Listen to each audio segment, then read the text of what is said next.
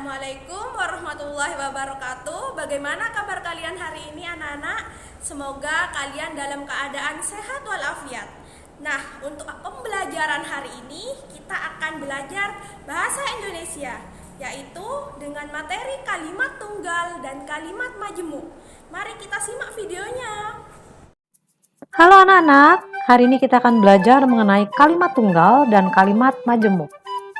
Perhatikan dua kalimat ini. Kalimat yang pertama, Ana membaca buku di perpustakaan. Lalu kalimat yang kedua, Ana membaca buku di perpustakaan, sedangkan adiknya bermain bola di lapangan. Nah, untuk membandingkan dua kalimat ini, ingat kembali untuk jabatan katanya, ya. Nah, ini untuk kalimat pertama, Ana subjek membaca predikat buku objek di perpustakaan keterangan. Dan untuk kalimat kedua, Ana membaca buku di perpustakaannya sama. Dan lalu kelanjutan kalimat kedua ini ada sedangkan adiknya bermain bola di lapangan. Adiknya subjek, bermain predikat, bola objek di lapangan keterangan. Nah, kalau kalian perhatikan pada kalimat pertama, ini hanya memiliki satu subjek dan satu predikat. Nah, untuk objek dan keterangan ini sebagai pelengkap ya, boleh ada, boleh tidak. Ingat ciri-ciri kalimat itu adalah minimal memiliki subjek dan predikat. Dan sekarang kita perhatikan kalimat kedua. Di sini ada dua subjek ya dan juga dua predikat ya. Nah, anak-anak, kalimat yang pertama ini yang memiliki satu subjek dan satu predikat itu disebut kalimat tunggal. Ya, sedangkan kalimat yang kedua ini yang memiliki dua subjek dan dua predikat ini adalah kalimat majemuk. Dalam kalimat majemuk itu bisa lebih dari dua subjek ya. Nah, minimalnya adalah dua subjek. Nah, jadi anak-anak, apa itu kalimat majemuk?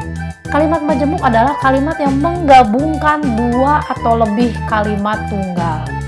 Nah, sekarang kita perhatikan ciri-ciri kalimat tunggal dan kalimat majemuk. Yang pertama, kalimat tunggal itu disebutnya terdiri dari satu klausa. Apa itu satu klausa? Artinya memiliki satu subjek dan satu predikat ya. Namun dapat diperluas juga dengan objek ataupun keterangan.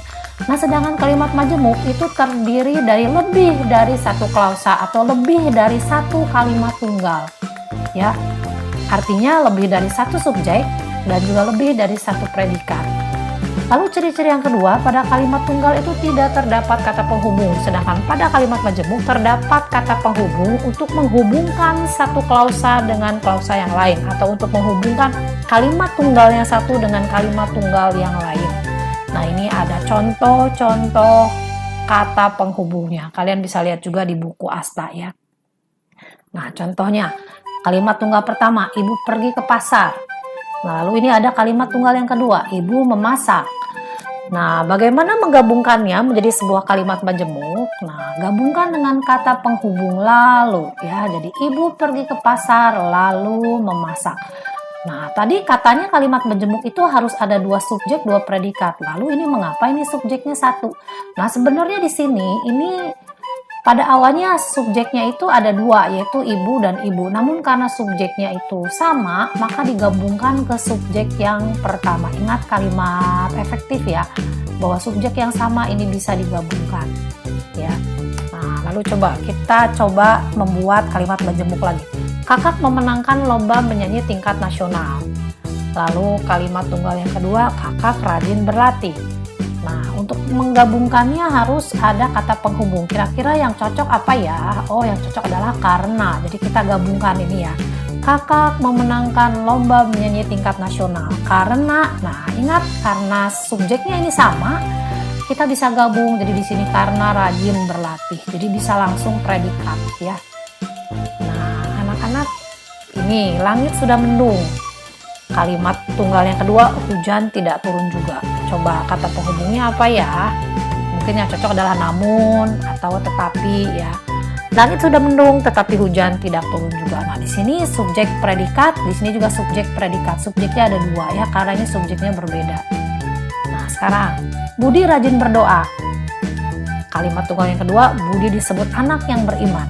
Kita hubungkan dengan kata penghubung sehingga ya. Nah, Budi juga ini subjeknya sama, kita bisa gabungkan ya, sehingga disebut anak beriman.